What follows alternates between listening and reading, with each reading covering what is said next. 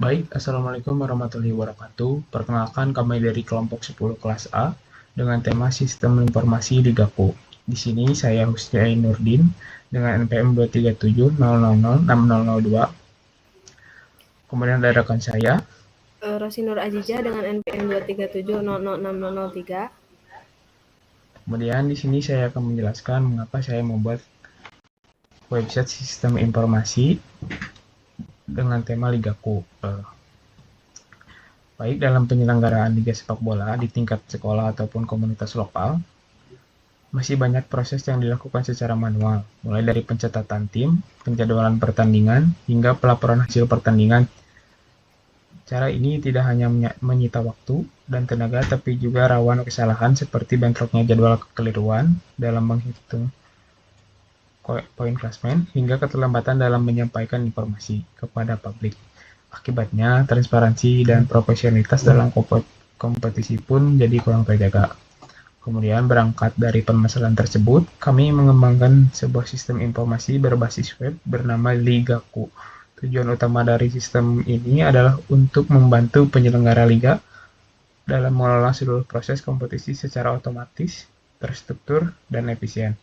Ligaku memfasilitasi pengelolaan tim dan pemain, kemudian ada penjadwalan otomatis, input hasil pertandingan secara real-time, hingga pencatatan laporan dalam format PDF. Selain itu, sistem ini juga dilengkapi dengan perhitungan klasmen, penghitungan klasmen, pencatatan top score, dan man of the match yang dilakukan secara otomatis berdasarkan data yang diinput admin. Melalui Ligaku, berbagai manfaat bisa dirasakan bagi admin atau penyelenggara. Sistem ini mempercepat distribusi informasi bagi pemain dan tim. Data pertandingan dan performa mereka tercatat dengan lebih objektif, sedangkan bagi penonton, informasi liga dapat diakses secara terbuka dan real-time, tanpa perlu login atau instalasi aplikasi tambahan. Kemudian secara keseluruhan, kehadiran Ligaku diharapkan dapat mendorong penyelenggaraan liga sepak bola yang lebih modern, transparan, dan profesional sesuai dengan perkembangan teknologi informasi saat ini. Sekian yang bisa saya jelaskan. Saya serahkan kepada rekan saya. Baik, terima kasih kepada hostnya yang telah memberikan saya kesempatan. Di sini saya akan melakukan demonstrasi dari sistem yang kami buat. Nah, untuk halamannya kita membagi dengan dua bagian, yaitu halaman pengunjung yang bisa kita akses tanpa login dan halaman admin yang mengharuskan untuk login terlebih dahulu. Nah, jika kita belum mempunyai akun, kita bisa mendaftar di halaman daftar terlebih dahulu. Dikarenakan saya sudah melakukan daftar sebelumnya, saya akan langsung saja memasukkan email dan password yang telah saya buat. Di sini kita memakai email ini dan memasukkan passwordnya. Nah, jika email dan password benar, kita akan diarahkan ke halaman dashboard admin. Untuk fitur yang pertama yaitu ada pendaftaran tim. Kita coba dengan contoh data yang telah saya cari. Kita copy paste saja supaya tidak lama untuk menginputkannya. Kita klik daftar. Nah, akan muncul pesan seperti ini. Tim berhasil dibuat, lanjut input pemain. Ketika diklik OK, akan langsung diarahkan ke halaman input pemain. Nah, untuk input pemain, mari kita contohkan dengan menginputkan 15 pemain sesuai aturan yang telah kami buat. Sebelum 15 pemain, si button untuk simpan tidak akan muncul. Nah, si button ini akan muncul ketika pemain sudah lengkap 15. Mari kita langsung saja contohkan. Untuk posisi nomor punggung, misal 1. Mari kita kecilkan terlebih dahulu. Kita klik tambah. Nah, setiap insert pemain akan muncul pesan pemain berhasil ditambahkan. Jika pemain berhasil ditambahkan, klik OK.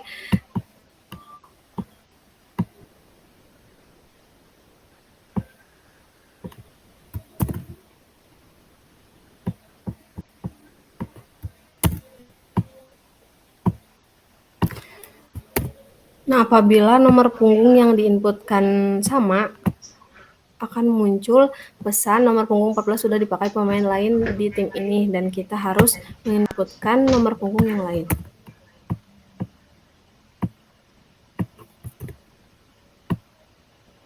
Nah, karena pemain sudah lengkap 15 orang, kita bisa menyimpan dengan mengklik tombol simpan. Nah, otomatis si tim berhasil dibuat beserta pemainnya. Nah, untuk selanjutnya yaitu kita akan melakukan konfirmasi pembayaran. Tim yang barusan diinputkan adalah Blue Titans. Nah, apabila kita belum menginputkan bukti pembayaran, button untuk menandai sudah bayar tidak akan bisa ditekan. Jadi kita harus melakukan upload pembayaran terlebih dahulu. Kita contoh misal gambar yang ini. Upload. Nah, ketika bukti pembayaran sudah berhasil di-upload, button ini sudah bisa diklik. Kita tandai sudah bayar. Nah, lalu kita akan kembali ke dashboard admin. Untuk fitur yang selanjutnya yaitu melakukan penjadwalan otomatis dengan mengklik buat jadwal. Jadwal pertandingan berhasil dibuat. Nah, di sini jadwal akan otomatis dibuat. Nah, untuk tanggalnya dipastikan tidak ada yang bentrok ya. Sedangkan agar bisa tampil di halaman pengunjung, kita harus menyetujui terlebih dahulu si timnya. Misalkan kita akan menyetujui pertandingan yang ini. Jadwal berhasil disetujui. Nah, yang untuk ini kita selesaikan terlebih dahulu. Kembali lagi ke dashboard admin. Kita bisa melihat di halaman pengunjung jadwal antara Thunder FC vs Skyhawks. Nah, untuk lokasi kita belum menginputkan si lokasinya.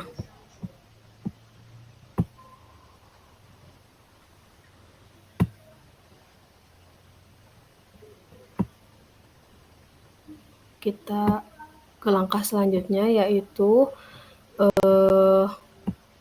input line up. Tadi itu pertandingannya antara Thunder FC dan Skyhawk. Mari kita pilih pertandingannya. Tampilkan pemain. Kita diarahkan untuk memilih antara pemain inti atau cadangan. Nah, biasanya di dalam pertandingan sepak bola, untuk pertandingan inti itu untuk pemain inti itu biasanya ada berjumlah 11 orang. Nah, kita akan lakukan ini inti.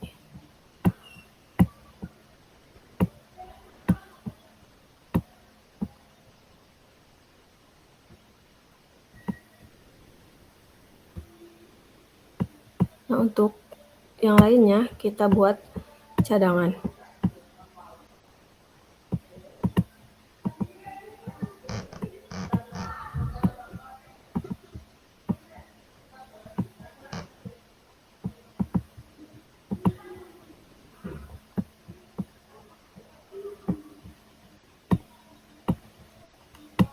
Apabila sudah dipilih antara pemain inti atau cadangan, kita bisa melakukan simpan. Nah, di sini akan ada muncul pop-up.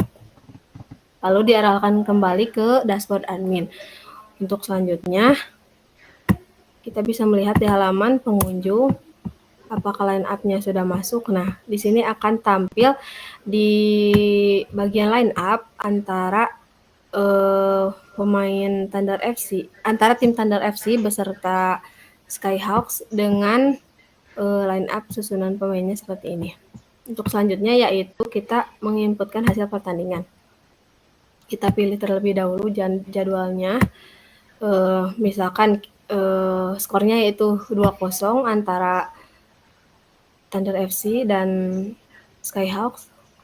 Mari kita pilih siapa yang melakukan siapa yang mencetak golnya.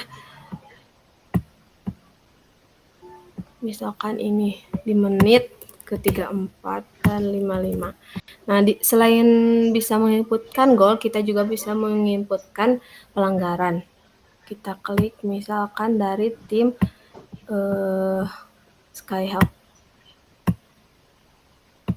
di menit 56. Nah, untuk deskripsinya misalkan ini artinya kartu merah, lalu kita bisa lakukan klik simpan, akan muncul button hasil pertandingan berhasil disimpan dan klasemen otomatis diperbarui. Klik OK. Kita bisa melihat terlebih dahulu. Nah, hasil pertandingan terbaru akan muncul di bagian hasil pertandingan dengan hasil 2-0-2-1. Lupa lagi. Sebentar. Nah, hasil pertandingan terbaru muncul di paling atas dengan hasil 2-0 dan home team yang menang. Nah, untuk pelanggaran terakhir juga akan muncul paling atas, yaitu dari tim Skyhawk. Untuk selanjutnya yaitu kita bisa menginputkan man of the match.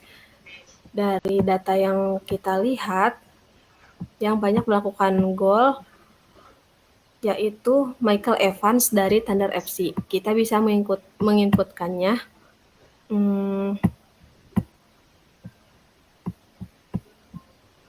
Michael Evans. Nah, bisa kita klik simpan, akan muncul pemberitahuan MOTM berhasil simpan.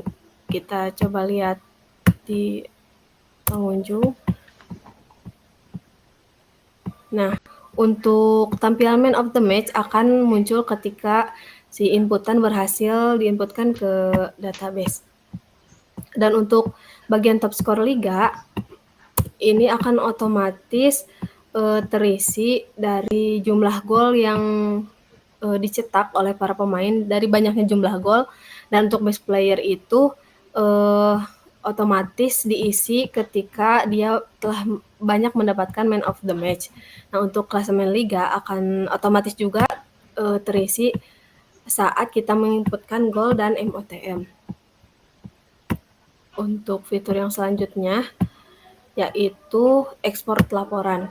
Nah, di sini kita diberikan dua pilihan, apakah kita akan melakukan ekspor dengan format PDF ataupun CSV. Di sini kita akan menyebutkan pertandingan yang mana yang akan kita ekspor hasil dari informasi dari pertandingan tersebut. Misalkan ini kita klik ekspor. Nah, otomatis akan terdownload, dan apabila kita memilih format CSV juga bisa otomatis terdownload di sini. Mungkin untuk yang terakhir yaitu logout dari akun si dashboard adminnya. Kita lakukan klik logout dan kita akan diarahkan kembali ke login Ligaku. Mungkin sekian demo yang bisa saya sampaikan. Saya serahkan kembali kepada rekan saya. Terima kasih. Baik, terima kasih kepada Saudari Rosi yang telah menjelaskan fitur dan fungsionalitas pada web yang telah kami buat. Mungkin cukup sekian yang bisa kami sampaikan. Mohon maaf apabila ada kekurangan. Assalamualaikum warahmatullahi wabarakatuh.